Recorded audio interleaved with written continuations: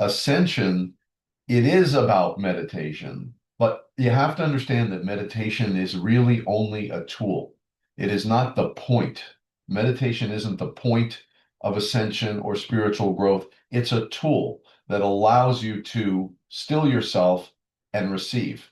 And we're going to talk much more about stilling in this meditation that we do later, but don't get hooked on this is meditation and this is a very spiritual thing. All of this work is to, number one, align yourself so that your little zone of the world is balanced and aligned. Everyone else is on their own journey, but you have the ability more and more every day, every week, every month, every year, more and more over gradual time. You have the ability to build your own little balanced zone, your own health zone. You're taking care of your own health. You're taking care of your own family. You're taking care of things. It's not about meditation. Meditation is one of the valuable tools that you have. But I don't want people to think that the collective is about meditation. And ascension itself is not only about meditation, although meditation is clearly, from what I can figure out, Sri means great or king. Yantra is obviously a Sanskrit word, and yantra translates into like a power grid or a power station. So with the Sri Yantra, this is the king of all yantras. That's the king of all power pictures. But what this picture is, and I'll kind of go through it. I don't go through everything. And again, there are two or three sects that actively study this. I know that the tantrics, which is kind of my go-to group for enlightenment information, particularly seventh dimensional and higher wisdom, comes from the tantric philosophies in the 800s, 900s, 800, about 800 to about 1100. That was the height of tantric teachings and the tantric society. That society used the Sri Yantra. The Sri Yantra is a Vedic tool. This Sri Yantra picture, the picture that you're looking at, is at least 10,000 years old. And it could be, pick a number, any amount older than that. But we know that it's at least 10, certain 100% at least 7,000 years old, but at least 10,000 years old. So it's an ancient picture. It predates Sanskrit. Sanskrit only became a written language around 3,500 years ago. Before that, it was orally spoken, but it was never a written language. So this way predates Sanskrit. This way predates, my opinion, from my study, this way predates Hindu philosophy and any kind of an organized religion. This is a picture that is essentially an energy grid of the universe. So you'll notice there are two layers of lotuses. These are lotus petals. Okay, there's the outer layer of the lotus petals, and there's the inner layer of the lotus petals.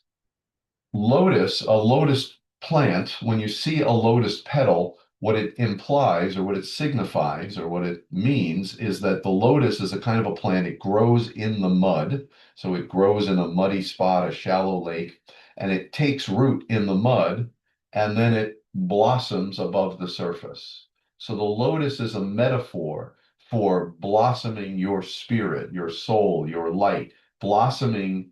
Although you're anchored, you're rooted in the mud, the third dimension. So the third dimension that we experience, and this is my interpretation of it, this doesn't come from anything official, but this is my interpretation from reading and gathering a lot of information from a lot of different sources. The third dimension is these spaces here. We're in the very, very outer part. The mud, or the lotus, represents, this is the dimension of mind.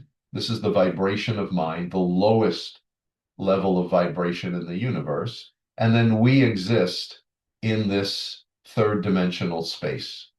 And this is how we experience. This inner set of lotuses represents the fifth dimension. So when you rise from third dimensional understanding into fifth dimensional understanding, you're not going anywhere. You're just raising your vibration. You're raising your consciousness. You're raising your awareness.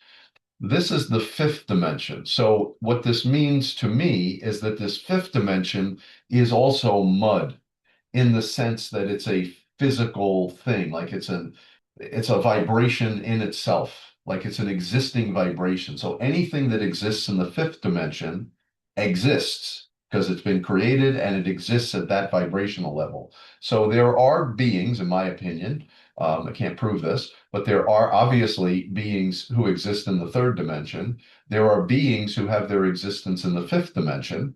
But again, they are tethered to the physical universe. It's a much finer energy than the vibrational energy of mind. It's a finer crystalline energy. I won't talk about it too much because I really don't know a lot about the fifth dimension, and nor do I have a lot of experience there.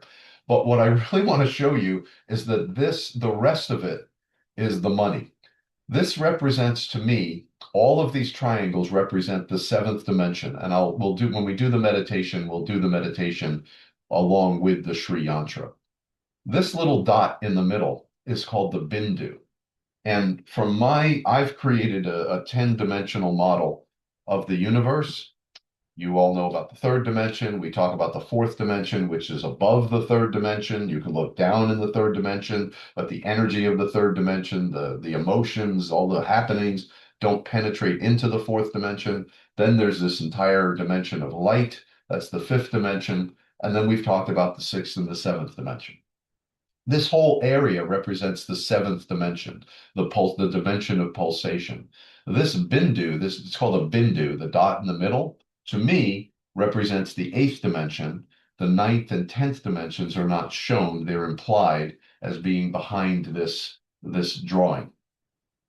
It is said that simply by pondering, staring, that's why people put Sri Yantras on their wall. They, wear Sri Yantra bracelets. The point is, the more you look at this, even though you may not know anything I just said, you just saw it for the first time, didn't get a lesson in it, and even if everything I said is wrong anyway, by looking at this, the theory goes that you begin to absorb this vibrational energy, this pulsating energy.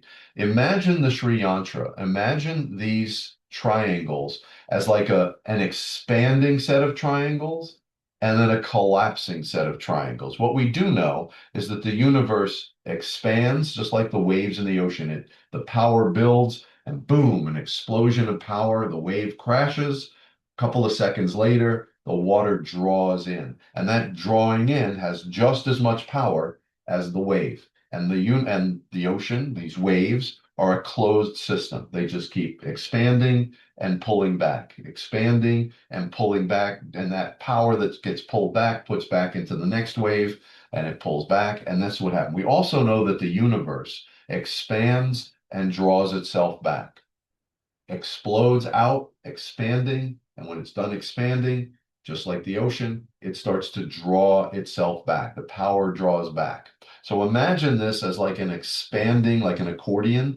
It expands when the universe is exploding and expanding and projecting out, and then the universe draws back in. So you imagine these triangles are expanding out. They're almost like breathing. They're expanding out, and then they're collapsing. The whole picture expands out, and then it collapses back on the dot, on the Bindu, on the embryo.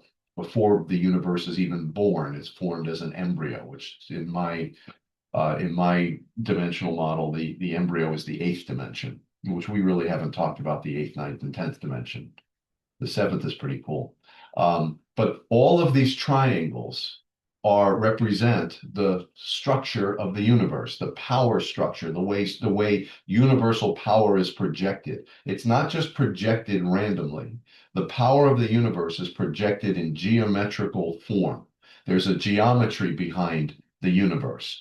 You've heard me talk about it in terms of the Ma'at, the Egyptian principle of Ma'at. They understood this, that not only was Ma'at a way of living, to be kind, to be generous, to align, with the good nature of the universe, to be a good person. So Ma'at was aligning with universal principles of kindness and generosity and honesty and all the good thing, all it takes to be a good person. So that's Ma'at. But Ma'at was also their understanding of the geometrical structure of the universe. So it's possible that the Egyptians used as, oh, I don't see any evidence that they did, but they understood the idea that the universe is contracted, explodes, and when it explodes in geometric order.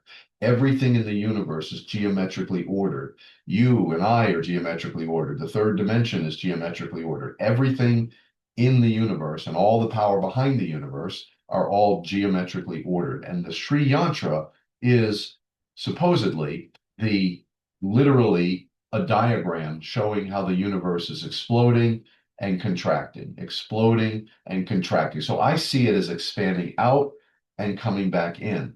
Other people have flipped this on its side and they draw it as a mountain, where the Bindu is the top of the mountain and it gets wider and wider, and the Bindu is so they if you look down on it, you see those same triangles, but you see them from the top.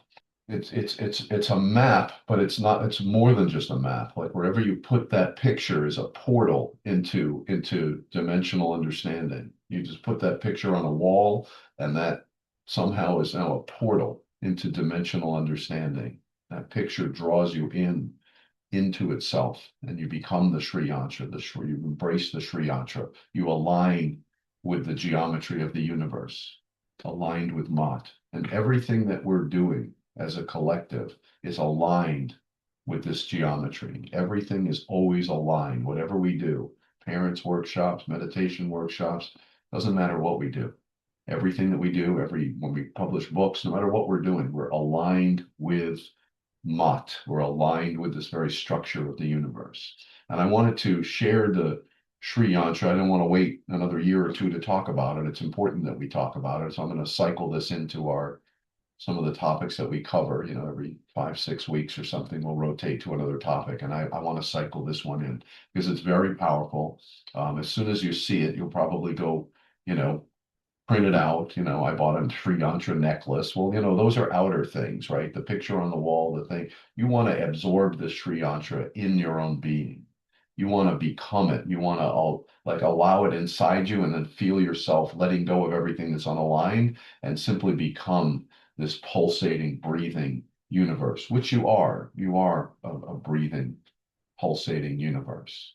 And just realize that the whole universe is a pump. Your body is a pump. Everything operates like this. It expands, comes back, recreates, and expands and comes back. And it's a beautiful tradition.